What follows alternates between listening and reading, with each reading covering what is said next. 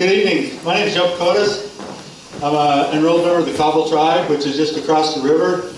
And he's hearing a little bit of discussion about the Colville tribe and some of the issues that are going on, some of the fish and wildlife issues, some of the technical issues. But I lived in Inchlim all my life except for 3 years. I lived here in Eastern Washington my entire life, but 3 years. My wife and I, we were married for 41 years, married right out of high school. We have 4 adult children and 7 grandchildren. And they all live here in Eastern Washington also. So this part of the territory is very, very important to me.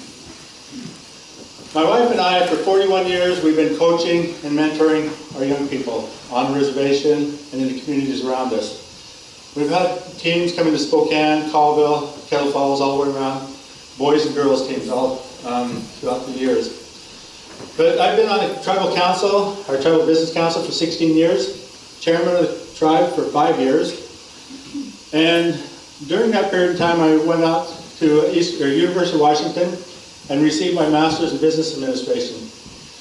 So after not being elected to council, I went into the business world of that.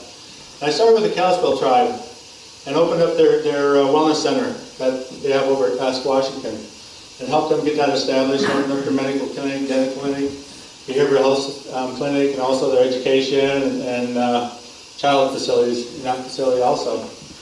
So I got a lot of experience in that area as far as the government side of things. And from that point in time, I went back to my tribe, the Colville tribe, and as CEO for the Colville Tribal Federal Corporation. And our corporation was in place for 25 years prior to me coming back to it, and I was the 25th CEO. When I come back, our corporation, we have 13 businesses in that corporation. It was $8.1 million in the red. And they were looking at bankruptcy, the total corporation. So within 9 short months, we were $2.3 million in the black. And this was during a period of time when George Bush was president and our economy was at its lowest ever in the Northwest here, except for the Great Depression. So we were able to accomplish that recovery during that period of time on the Indian reservation, where the poverty rates are higher than most any other place in the United States. We were able to increase revenues anywhere from 13 to 20% every single year for the 5 years that I was CEO.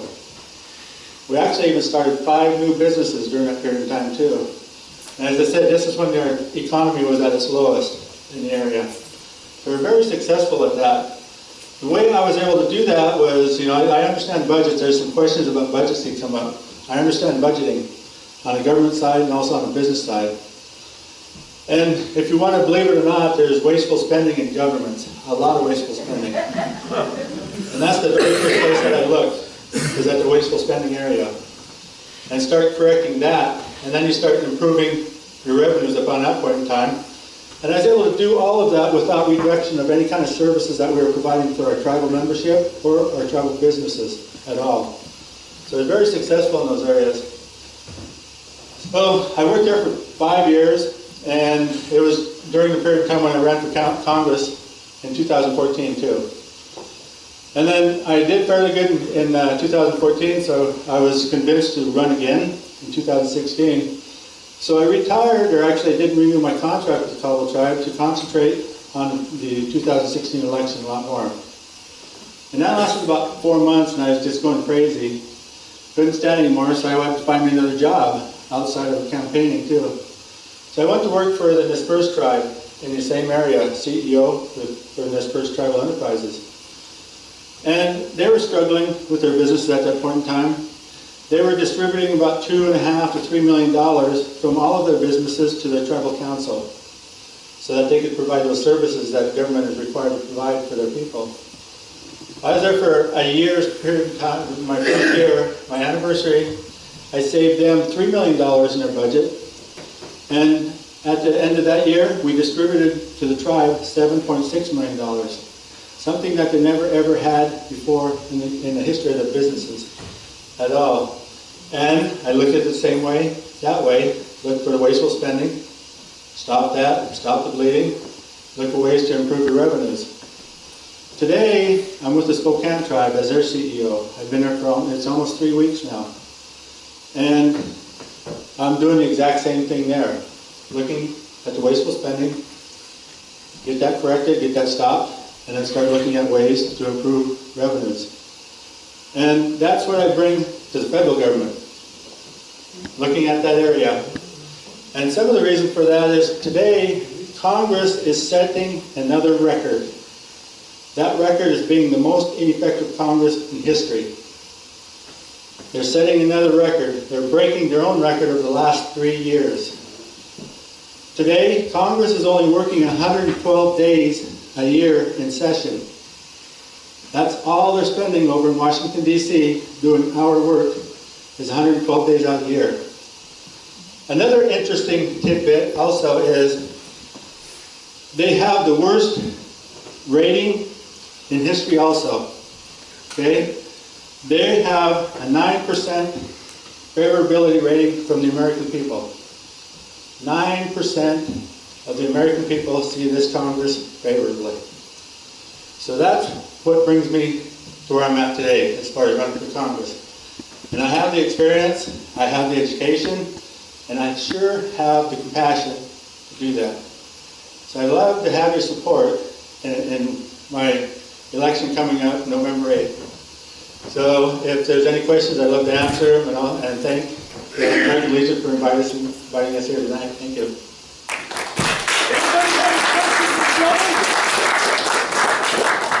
Anybody have questions for Joe? The privatization Okay, you go. privatization of VA healthcare. That's happening. That's going on. There's a bill presently today, Yeah. and it's, you know, my opponent is the one that's sponsoring that, and she's pushing it forward on behalf of citizens or how is that, Concerned Veterans of America, and that's a nonprofit that's funded by the Koch brothers. So that bill is being pushed forward today. Reason being, she says, is so that she can make sure that the veterans get quality health care. So that's something that she's received a letter signed by 25 veterans organizations that are opposed to the bill. Yet that bill is being pushed forward. You know what happens to privatization? When that goes on, the services become quantity rather than quality. And it costs the American people, the taxpayers, more money to provide that service to a private corporation. So you oppose it? I oppose it, definitely. Thank you.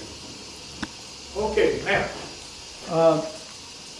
Earlier this summer, I had the privilege to watch the canoes come into what was Black Sand Beach, it no longer is. And I would like to hear from you, knowing that you know the history of your tribe, what the return of the salmon will mean, not only to the tribes, but to all the people that live in this area. That's probably one of the most important things that the tribes are looking at doing and restoring is the salmon runs, historical runs. Before there was no unlisted species up in the area. And the tribes, more than anything, would like to restore those. The biggest barrier is Grand Coulee Dam. They found a way to get it over Chief Joseph, but now Grand Coulee Dam is going to be next.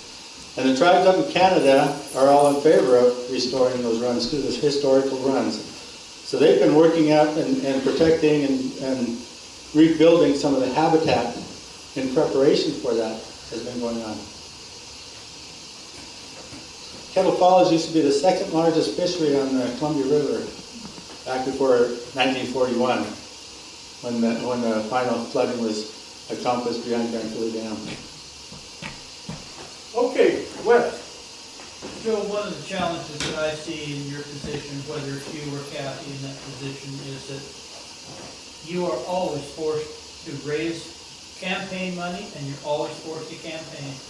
That seems like a tragedy to me. But one of the results of that, as I see it, is that our local people get back to D.C. and they fall prey to whatever the national politics are forcing them to do in order to keep their funding coming together because you're always campaigning. How do you see yourself combating that whole situation there? Well, one of the ways to do that is overturning Citizens United. because there's so much money now in the campaigns, it's just unreal. In 2014, I was outspent 12 to 1 in campaigning. All of my money, my campaign dollars come locally. And it's $2, $5, $10, $20, $50 from people. And I raised about $280,000, and that was one of the cheapest campaigns that was run nationally, federally, and being as successful as I was with the amount of vote that I received. This year, it's even worse than that. I'm still at about $300,000 is what I'm going to be spending on this election. My opponents are going to be spending about $5 million on it. Wow. I was born and raised here. I lived here all my life. I said all but 3 years of my life here in Eastern Washington. I lived in poverty. I lived in foster care. Was taken away from my family. I understand that. I understand what goes on here in Eastern Washington. And this is where I live. I have a home in Insulem. My wife and I live in Spokane today, mostly as a center point for the election. And that's where all of my children and grandchildren are living, is in Spokane. This is important to me. More than anything. Insulem is always going to be my home. We're always going to come back there. And, my main focus is going to be doing the work of the people, especially in the 5th Congressional District. Congress today, as I said, they're only in session 112 days of the year. It used to be 250, 260 days out of the year that they would be in session. That's going down, so they do not have time to do our work in Washington, D.C. I never have been about the money. Every one of the positions that I've had, I've negotiated a lower salary than any other CEO in the position that I've got. I work just like everybody else does. I don't accept bonuses. I don't accept any special perks. I get whatever all the other employees get as far as benefits. And that's my way of life. I don't need millions of dollars and all of that. I want to make sure that the American people or the people of those governments are taken care of before I'm taken care of. That's how I operate. Okay, Hillary. Hi, Joe. I wanted to ask you, well, I'm sorry that your opponent's not here. I was able to attend a town hall meeting in Kettle Falls a couple months ago that Kathy spoke at. There wasn't even a facilitator, but we got to ask her some questions. And one of the questions I posed to her, my concern, was a Donald Trump presidency. And I'm really concerned. I think he's a dangerous and unstable man. I think he's a bigot, and I think he's a misogynist. And I just wanted to give you an equal opportunity to tell us what, if you support him or if you have similar concerns. I don't support him, and I have similar concerns, and even greater concerns than that, because I'm a person of color. And hearing his racist, bigotry, and misogynist, and homophobic, or whatever other names you give him, I'm concerned with that. Not only for me, for Native Americans, but for all people of color. Even poor people, poor white people are in the same situation that are treated and talked about that way. And the way he treats women is something, totally. My culture teaches me to respect and care for our elders, our women, our warriors, and our children. And I haven't seen much of that at all from Mr. Trump, at all. Thank you. Okay, anybody else for Joe? Bill? I think it was around 1987, Tip O'Neill and President Reagan reconfigured Social Security and put it back on a financial footing. And there's lots of predictions in terms of what's out there for Social Security. One of the things I've read is that if they raise the cap of Social Security, they could cure about 40% of the issues. I paid all my life into Social Security. Kathy McMorris Rogers quits paying in August. That's simply because of the amount of money that she makes. What is your position on raising the cap on Social Security? That was one of the options that they looked at a few years ago, and Congress would not approve of that or even bring it up to a vote. The way that cap works, it's right about $108,000 right now is what a salary person making $108,000 is putting there, and that's what the cap is. It's 118. 118,000. So people that are making more than that, $1 million, they put in the same amount that you do if you're making $118,000, but then they get more back because of their salaries. So the cap has to be raised. I know they were talking about $250,000. It would actually be, it should even be higher than that. Maybe there shouldn't be a cap. Maybe the cap should be on the part of payout that they receive, to make it fair that way. Because they're paying in, $118,000 like everybody else, yet they're getting more out because of their salaries that they're making, or their incomes that they're having. So it's not fair that way. Right now, Social Security has about $2.6 trillion in surplus, and they say that that's going to last until about 2037, where they're going to be able to pay 100% benefits. After that, if they don't make these changes, make these improvements, they're going to be able to pay about 75 to 78% benefits. So there's got to be, we got time to work on it, but we got to make sure that it gets worked on, because every step of the way it's been stopped. It hasn't been brought forward for a vote. And that's what we need to do, is bring it up before Congress for the American people. That's where the Citizens United issue comes in, because it's the big money that has pretty well put the stopper on that in terms of influence within Congress. Yeah. Okay, any more questions for Joe? Are you going to be at the candidates night on Thursday at Colville City Hall? I don't think so. I think I'm going to be someplace else. Yeah. I have to ask my manager. She has my 24-hour day schedule, so. Okay, any more? Well, I guess we'll get. Thank you for your time.